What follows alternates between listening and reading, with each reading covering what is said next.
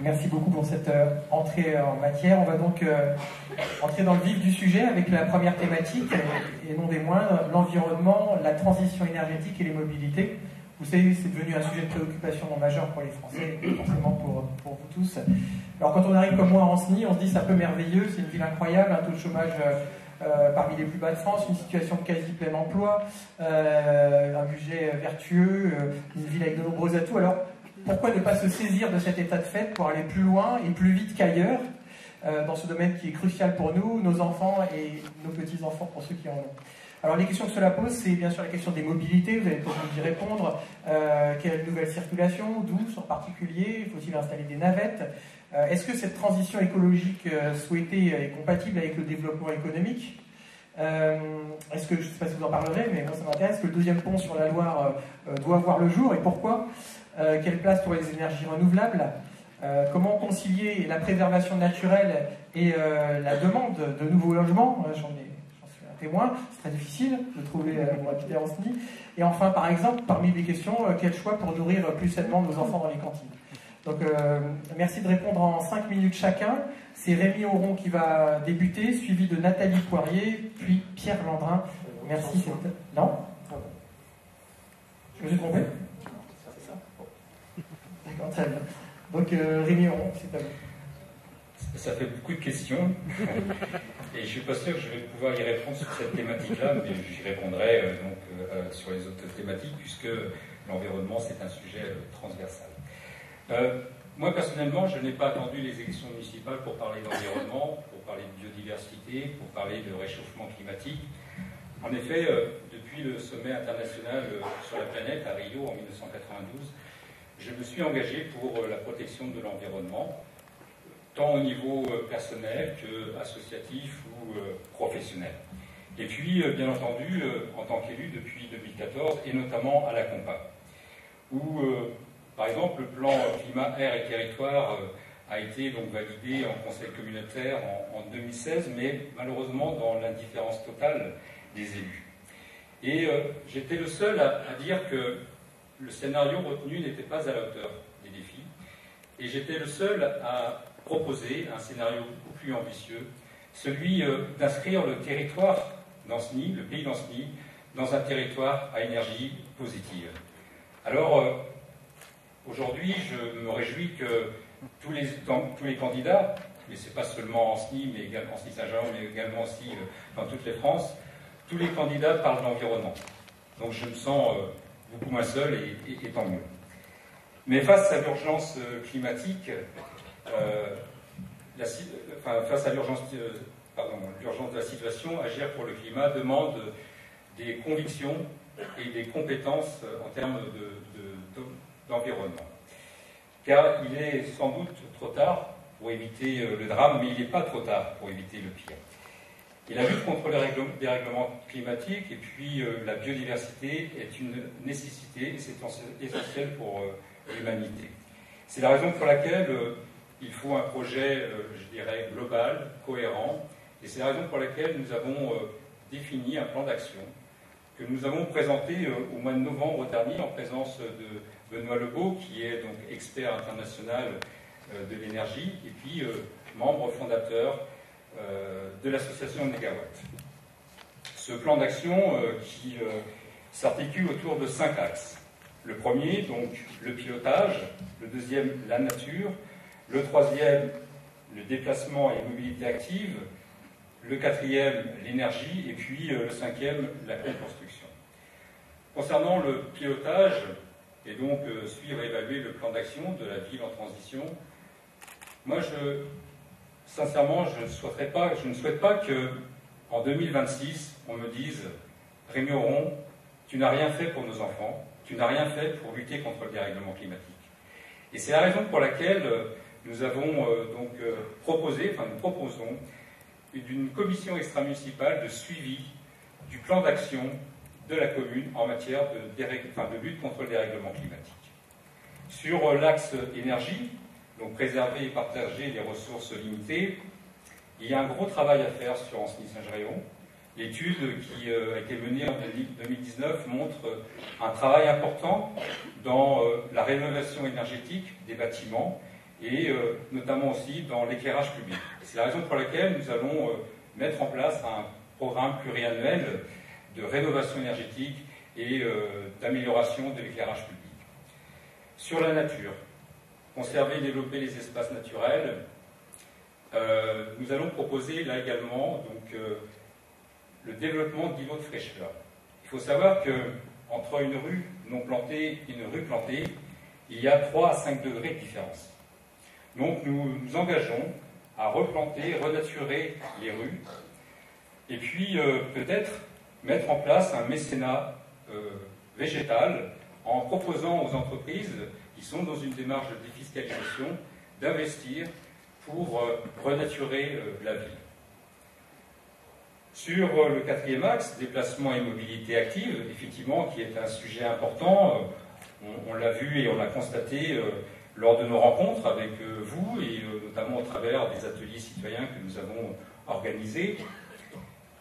Notre première action, à l'échelle de la Compa, c'est d'étudier la faisabilité dès 2020 d'un transport adapté et collectif à l'échelle du pays d'Ancenis, mais aussi également à l'échelle de la ville d'Ancenis-Saint-Géréon.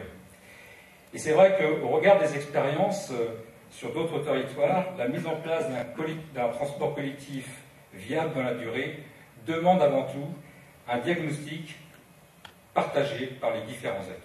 Donc il faut prendre ce temps de réflexion avant de se lancer, bille en tête, dans la mise en place du transport collectif. Autre action par rapport au déplacement et mobilité, nous proposons de créer une maison de l'environnement, une maison de la mobilité et de la transition, un lieu d'information, de sensibilisation, de service, et puis aussi pour travailler sur des projets citoyens pour ceux qui souhaitent s'engager aussi dans la transition énergétique. Et enfin, la co-construction. Donc c'est comment favoriser et soutenir l'initiative citoyenne dans une démarche de rénovation énergétique. Donc l'objectif, l'idée, c'est de flécher les recettes de la Compa perçues sur les éoliennes et les panneaux solaires. C'est environ 450 000 € de recettes au niveau de la Compa. Donc nous, on souhaite flécher ces 400 000 € pour aider les familles à faire de la rénovation énergétique. Il y a déjà des aides, mais on considère que ce n'était pas suffisant. Et c'est un symbole, effectivement, de réfléchir ces 400 000 €. Et puis enfin, pour les associations, nous avons proposé... Pardon. Oui, d'accord. Je vais m'arrêter là. C'est un sujet tellement vaste. Oui, c'est la règle du jeu aussi. Très bien. Pas de problème. Je prends le relais, je vais essayer de faire attention au temps. En introduction, d'abord vous dire que cet enjeu de la transition écologique, vous l'avez lu peut-être si vous lisez la presse, et je n'en doute pas, je le confierai à tous mes adjoints et conseillers délégués. Ça veut dire que chacun et chacune dans sa délégation aura un ou plusieurs dossiers sur cette transition écologique.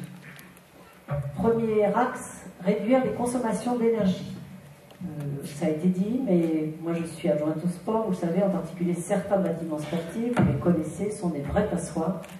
Quand vous cherchez aujourd'hui à titre privé un professionnel, on vous dit isolez madame avant d'abord de revoir votre chauffage. On sera une gestion en bon père de famille. C'est la même chose pour les bâtiments publics et un travail d'isolation avec une programmation sur plusieurs années. Bien sûr, on ne va pas tout faire d'un seul coup, mais il faut commencer par l'isolation de certains bâtiments publics. Deuxième axe pour économiser également l'énergie, optimiser l'éclairage public, avec par exemple la mise en place d'un éclairage intelligent qui détecte les présences. Alors tous les mâts de la ville ne sont pas adaptés pour ça, mais de la même façon, établir un plan pluriannuel. Et puis, réduire également les consommations d'eau.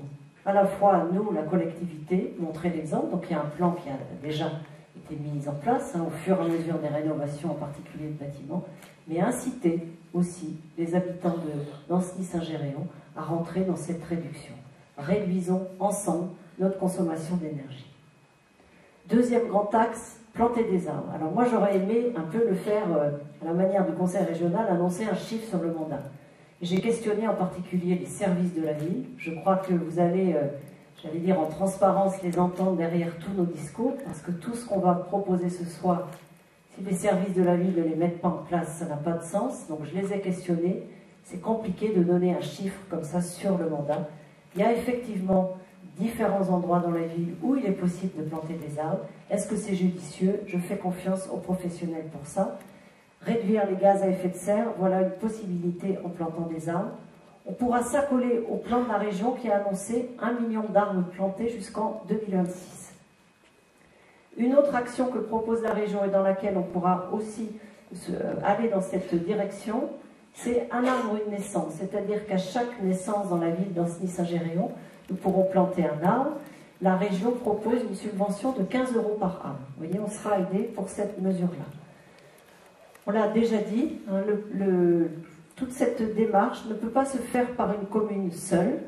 Le plan climat de la COPA, qui va repartir, enfin je l'espère, et ces plans régionaux, un effort d'une commune seule sera inefficace. Pour les transports, favoriser d'autres transports évidemment que la voiture, en particulier les déplacements doux.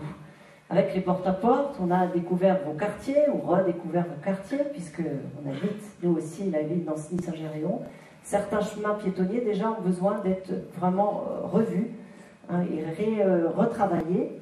Ensuite, les pistes cyclables. Nous avons voulu faire une étude, puisque ICPA a fait une étude tout à fait complète sur l'ensemble de la ville, mais nous avons voulu faire une étude financière. Donc nous sommes partis du lotissement Sainte-Cécile, tout à fait en haut, entre guillemets, de Saint-Géran, jusqu'à la gare, et nous avons voulu financer, enfin mesurer, le coût d'une piste bidirectionnelle et une voie piétonne PMR. Le coût est de 728 000 €, avec subvention comprise. Donc vous voyez qu'il faudra un plan pluriannuel si nous voulons équiper toute la ville avec ce genre de piste bidirectionnelle. Vous voyez, une piste uniquement pour les vélos. Donc il faudra ensemble établir des priorités. Sur le transport collectif, nous l'avons beaucoup entendu. Des seniors, par exemple, dans des situations de veuvage, des personnes qui ne peuvent pas garder la voiture ou qui n'étaient pas habituées à conduire, des jeunes familles également, des familles qui se sont installées plutôt au nord de la ville et qui, plusieurs fois par jour, descendent plutôt vers le sud de la ville, soit pour les scolaires, soit pour la vie culturelle, la vie sportive. Ce transport collectif, il est attendu.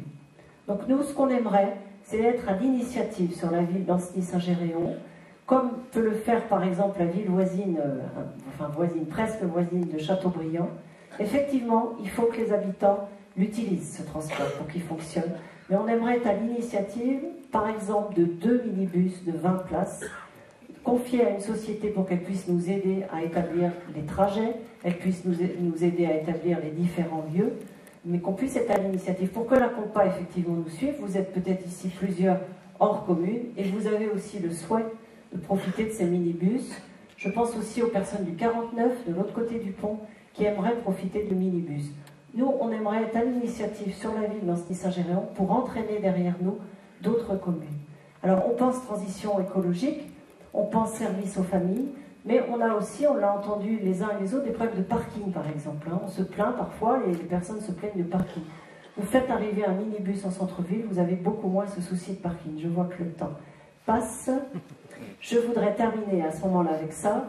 En faisant du porte-à-porte, on a parlé de ces bus pour voir si ça recueillait effectivement l'adhésion. Et des personnes nous ont dit, on compte aussi sur le transport solidaire.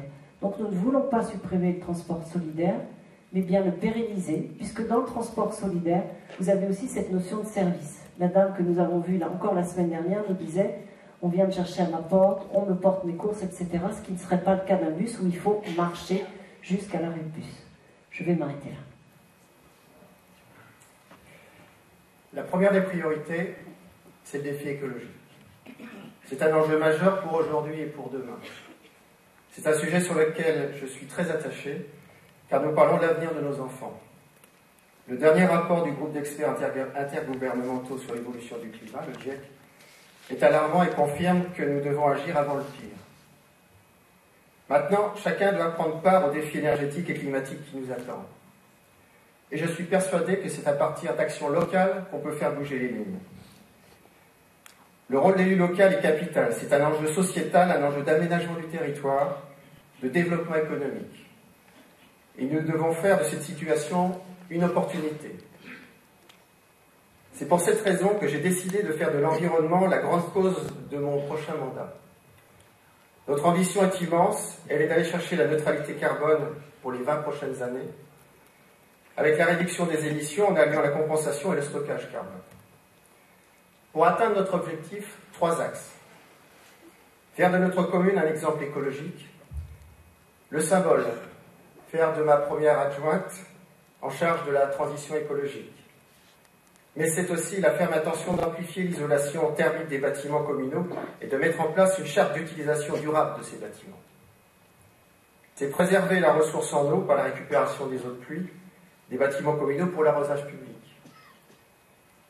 C'est moderniser l'éclairage public et imaginer des solutions innovantes pour économiser l'énergie et gérer intelligemment les réseaux. Il faut savoir que 5% du budget communal sur le fonctionnement est consacré aux fluides, soit 670 800 € par an consacrés aux fluides. C'est pérenniser l'exonération de la taxe foncière de 50% pour les particuliers qui s'engagent dans une démarche de performance énergétique de leur logement. Et enfin, je veux créer un événement intitulé « Envers et pour tous », c'est-à-dire pendant une semaine, c'est autour des enjeux écologiques, avec de nombreuses animations, des forums, des concerts, des marchés bio, un salon du vin, on peut retrouver tout un tas d'idées. Et l'idée, c'est d'avoir vraiment une semaine dédiée à la transition écologique. Deuxième axe, valoriser la nature en ville, la biodiversité et la Loire. Eh bien, ça passe par lancer un vaste plan La nature en ville par la plantation d'arbres, ça a été dit, mais c'est une évidence, à la fois sur les parkings et les espaces verts, et des projets de végétalisation afin de capter le gaz carbonique. C'est planter un arbre pour chaque nouvelle naissance déclarée sur la commune. Alors j'ai fait un calcul, à raison de 70 naissances par an, ça représente 450 arbres en 6 ans. C'est poursuivre la valorisation du Front Loire, cœur de l'identité d'Ancenis, avec le soutien des associations locales liées à la Loire qui font vivre et rayonner le fleuve. Troisième axe, c'est mieux se déplacer. La particularité de notre commune est organisée en différents pôles. Vous avez des pôles commerciaux, des pôles scolaires, des pôles sportifs, et tout ça, ce qui fait l'identité propre de notre commune. Eh bien, je veux faciliter et développer la pratique du vélo en m'appuyant sur les rapports d'associations ICPA. Et pour cela, nous allons sécuriser déjà les pistes actuelles, en créer de nouvelles, et surtout avec une signalétique claire. C'est créer des abris à vélo sur l'ensemble des pôles de la commune. Mon objectif à terme, c'est qu'un enfant qui prend son vélo au Bois-Jauny puisse aller en toute sécurité faire son match de foot au Gotha. Voilà mon enjeu. Je veux développer la location longue durée de vélo à assistance électrique avec la possibilité d'acquisition sociale à coût réduit. C'est évidemment poursuivre la conversion du parc automobile communal vers des véhicules propres, et j'ai l'intention de développer un parc de vélos électriques pour les agents de la commune. Cela passe évidemment par l'élaboration d'un plan de déplacement de la circulation. Nous devons totalement repenser nos plans de circulation sur la commune, à la fois pour une meilleure mobilité, meilleure sécurité et une cohabitation de tous les modes de déplacement, que ce soit piéton, vélo, voiture, etc., trottinette. C'est expérimenter un dispositif de covoiturage citoyen gratuit et solidaire entre tous les quartiers et villages. Enfin, je veux mettre en place une navette solidaire. Cette navette, c'est pour faciliter les déplacements du quotidien sur la commune et je veux offrir une possibilité de mobilité à la carte, en particulier aux personnes sans moyens de déplacement. C'est leur offrir la possibilité d'accéder aux différents pôles de notre commune. On le prend en bas de chez elle et on l'amène chez le médecin ou chez le commerçant. Ce vaste plan de mobilité va favoriser le lien entre les différents quartiers et villages. Vous le constatez avec mon équipe, l'environnement dépasse les positions dogmatiques pour se tourner vers des actions concrètes. Mon projet pour vous est la neutralité carbone. Le sujet de l'environnement nous lie les uns aux autres et sera notre boussole pour construire l'avenir de nos enfants. Il est de mon devoir en tant que maire